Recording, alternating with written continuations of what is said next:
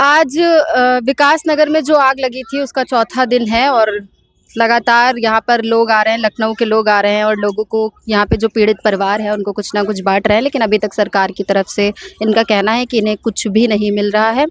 और उसी कड़ी में हमारे साथ आज सपा की प्रवक्ता पूजा शुक्ला जी मौजूद हैं, जिन्होंने यहाँ पर आज बहुत ही ज़्यादा ज़रूरत की चीज़ें लोगों को मुहैया कराई हैं, जैसे टूथपेस्ट हुआ।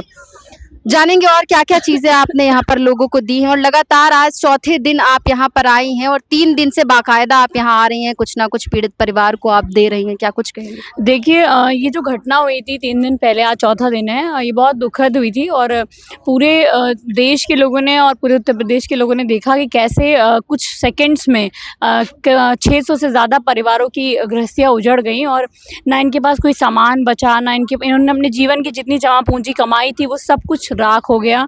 और जो छोटे-छोटे बच्चे थे, कई तमाम बच्चों की डेथ की भी मतलब सुनने में आया, सूचना मिली।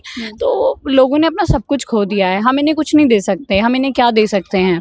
हम इन्हें कुछ भी नहीं दे सकते। हाँ, जो भी इनकी मदद हम कर सकते हैं वो करने की कोशिश कर रहे हैं, लेकिन इन्होंने जो अपना खोया है परिवार, सामान, जमा पूंजी, उस लगाव को, उस चीज़ को तो हम इन्हें वापस नहीं कर सकते।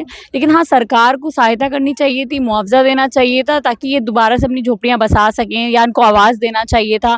इनको इनके जीवन जीने के लिए जो पूरा मतलब पुनर्स्थापना के लिए जो पैसे मिलने चाहिए थे वो भी नहीं मिले। पहले दिन डिप्टी सीएम आए, बड़ी-बड़ी घोषणाएँ हुईं, ये कर देंगे, ऐसे मुआवज़ा दिला देंगे, इनको स्थापित कर देंगे, और सब कुछ बस कुछ सेकंड की बात थी, घोषणाएँ थीं। और फिर हमेशा जैसा गरीबों के साथ होता है कि घोषणा तो बहुत सारी होती है लेकिन उनको मिलता कुछ नहीं है। तो कुछ भी नहीं मिला। यहाँ के लोगों को भी एम्बुलेंस, बेचारे फायर ब्रिगेड चाहते थे, जब आग लगी तो चाहते थे कि फायर ब्रिगेड आ जाए।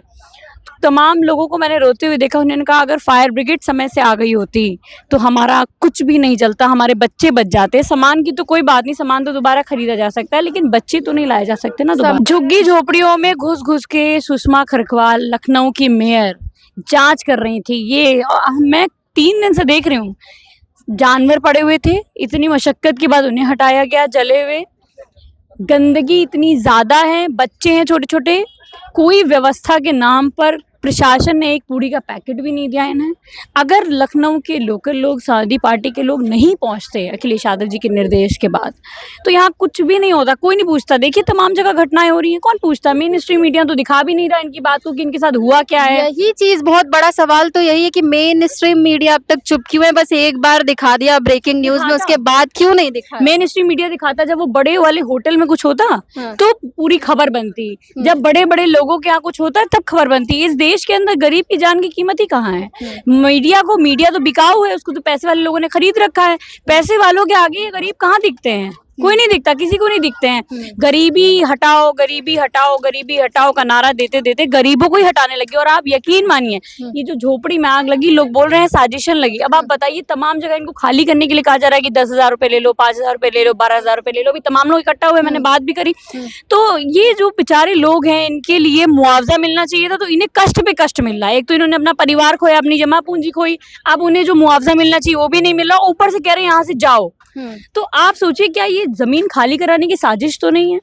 क्योंकि गाजियाबाद में भी जो घटना हुई उसके बाद सवाल तो कई पैदा हो रहे हैं। नहीं, ये अचानक से आग लगने का ट्रेंड मुझे नहीं समझ में आता। जहाँ गरीब रहता है वहीं क्यों आग लगती स्लम है? में ही क्यों आग लग रही है? सारे स्लम्स में आग लगती है, फिर वो जमीन को खाली करा लिया जाता है, फिर वहाँ पे कोई एक नई योजना शुरू हो जाती है और गरीब फिर वही सड़क पर दर-बदर भटकता रहता है, अपने परिवार को लेकर सड़क किनारे सोता है। आप और समाजवादी पार्टी इनमें इनकी क्या मदद करेंगी, कैसे और क्या कुछ करेंगी? हम लोग तो सरकार में नहीं है, लेकिन बेसिक जो भी इनकी ज़रूरतें हैं वो हम इन्हें मुहैया करा रहे हैं। जैसे मान लो जो भी इनको ज़रूरतें हैं, बेसिक इम्यूनिटीज़ जो इनकी, वो खाना है, प्लस साथ ही साथ जो भी बच्चे मुझे कल कहीं मिले थे उनकी पढ़ाई के लिए हम लोगों ने पूरा, उनकी बुक्स का खर्चा है जो भी वो सब हम उठाएंगे। इनकी शिक्षा नहीं बाधित होनी चाहिए, क्योंकि स्कूल में पढ़ रहे हैं, इनमें तमाम बच्चे हो सकता है बहुत ही पढ़ने लिखने में अच्छे हों, तो उनकी शिक्षा नहीं बाधित होनी चाहिए। तो एक तो उनकी शिक्षा पर, प्लस इनकी जो भी ज़रूरतें, और हम सरकार से लगातार मांग करें कि इन्हें मुआवजा दिया जाए। और भी लोगों से मांग कर रहे हैं कि जो भी इनकी जैसे भी मदद कर सके। अभी तो कई लोगों ने बताया कि त्रिपाल नहीं है और दिक्कतें हैं, इनको ट्रैक्टर ज़रूरत है, तो हम लोगों ने कहा है ठीक है, आपको जो भी चाहिए वो हम कोशिश करेंगे कि मिले, क्योंकि इतनी बड़ी संख्या में लोग यहाँ रहते हैं, 600 से ज़्यादा परिवार है, तो किसी एक अकेले व्यक्ति की बस का नहीं है इतने लोगों की मदद कर पाना। परिवार भी मीडिया में कम दिखाए जा रहे हैं, 250। मैं कह रही हूँ वो जो केजीएम में एडमिट है उनका ब्यौरा कब मिलेगा? उनसे तो मिलने भी नहीं दिया जा रहा लोगों को। तो आखिर क्या वो जो लोग जल गए हैं, जो लोग कितने लोगों की मरने की सूचना, तब कुछ तो ऑफिशियल डेटा करे, कुछ तो दें, कुछ तो बताएं। कब तक ये गरीबों की लाशों पर बैठ करके अपनी सत्ता के सिंहासन में बैठे रहेंगे? कब तक ये बड़ी बड़ी जमीनें खाली कराने के लिए गरीबों के घर को जलाया जाए? महिलाओं की बात करती है भाजपा सरकार, यहाँ महिलाएं खुले में नहाने को मजबूर। अरे भाजपा सरकार तो घर हर घर शौचालय का भी अभियान चलाती है। बताइए यहाँ पर कहाँ है? हमें तो कहीं नहीं दिख रहा है।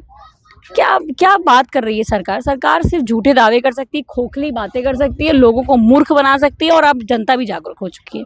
बहुत बहुत शुक्रिया। इस वक्त हमारे साथ खास बातचीत करने के लिए पूजा शुक्ला मौजूद थी मौके पर, और यहाँ पर उन्होंने लगातार आज चौथे दिन लोगों की जो ज़रूरत का सामान था वो मुहैया कराया। हालांकि अभी तक सरकार की तरफ से कोई ज़रूरत की चीज़ें इन्हें अभी तक नहीं मिली है, और मुआवजे को लेकर भी अभी कोई अपडेट नहीं आया है। जैसे ही इस बारे में कोई अपडेट आता है हम आपको ज़रूर बताएंगे। फिलहाल के लिए बस इतना ही। आप देखते रहिए रेड इंक। मैं हूँ आपके साथ श्रेया, कैमरा पर्सन समीर अख्तर के साथ लखनऊ।